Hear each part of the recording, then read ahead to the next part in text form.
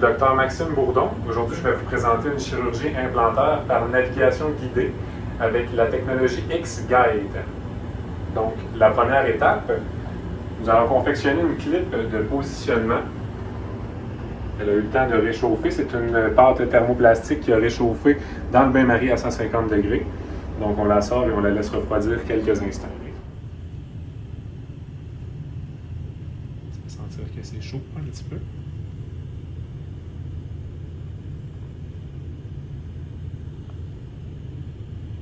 Bien important de la ressortir très droite. Voilà. Maintenant, on la met dans un bain d'eau glacée. Donc, le cas que je vais vous présenter aujourd'hui, assez simple. On a une dent primaire avec absence congénitale de la dent permanente. L'implant dentaire a été planifié malgré que la dent primaire est encore en bouche au moment du scan. Donc, on va tout simplement extraire la dent primaire et aller poser l'implant de manière immédiate. Ça devrait être un cas assez standard au niveau implantologie. Donc, la première étape, la calibration des instruments qui seront nécessaires à réaliser la procédure aujourd'hui. On a ici deux caméras avec un faisceau ultraviolet. On a des codes barres sur nos instruments. La relation va se faire avec les codes barres et les rayonnements.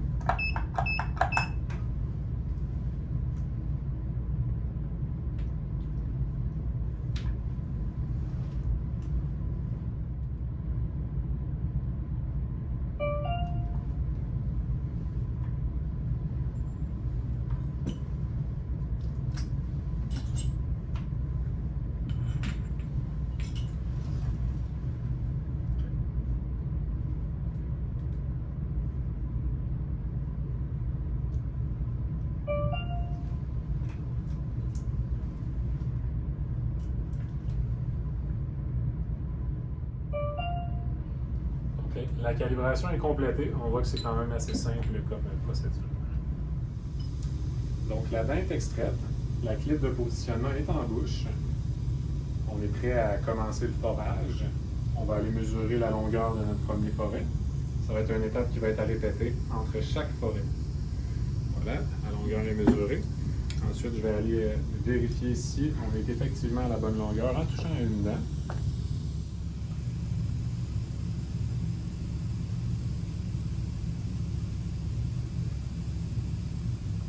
Tout est parfait, la calibration est excellente. On va pouvoir commencer le forage. Donc, la cible en tant que telle est la position de notre implant. Le X se trouve être la portion apicale de notre forêt.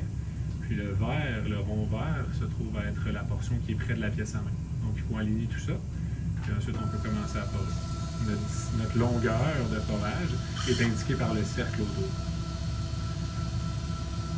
Les premiers forets sont critiques, étant donné qu'on veut vraiment s'aligner au centre.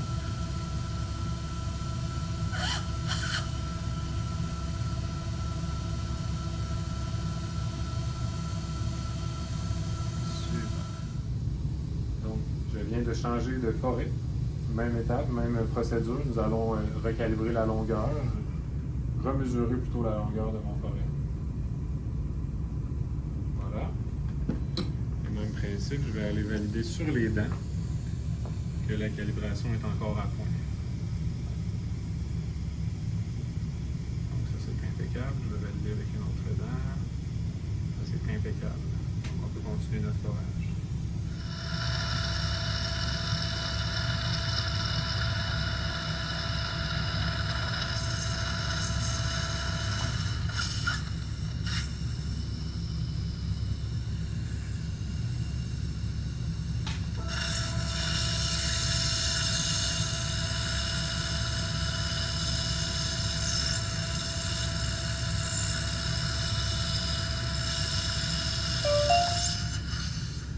Donc la séquence de forage est maintenant terminée.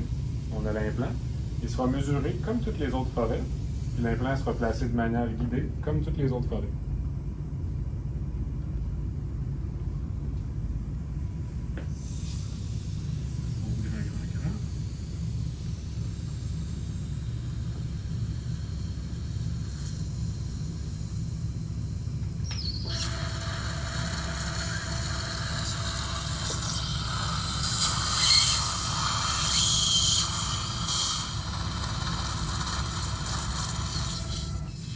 Donc l'implant a été positionné à sa profondeur finale.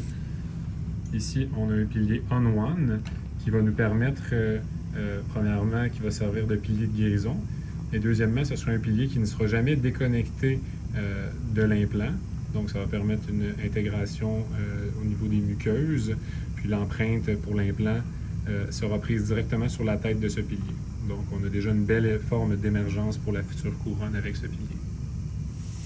Donc ici, après avoir positionné le pilier on-one que je vous ai montré tout à l'heure, on a placé par-dessus un peak abutment, qui est un pilier de guérison biocompatible et qui va nous servir plus tard de scan body pour pouvoir prendre l'empreinte optique et ainsi concevoir la restauration de manière optique. Donc la chirurgie est complétée, tout ça dans un temps très décent. On peut voir ici sur la radiographie le placement mésiodistal qui est optimal. On voit le pilier on-one ici qui ne sera jamais déconnecté.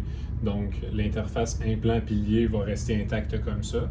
Puis ensuite, on voit le peak ici, donc le pilier qui servira de scan body dans le futur pour concevoir la couronne de manière numérique.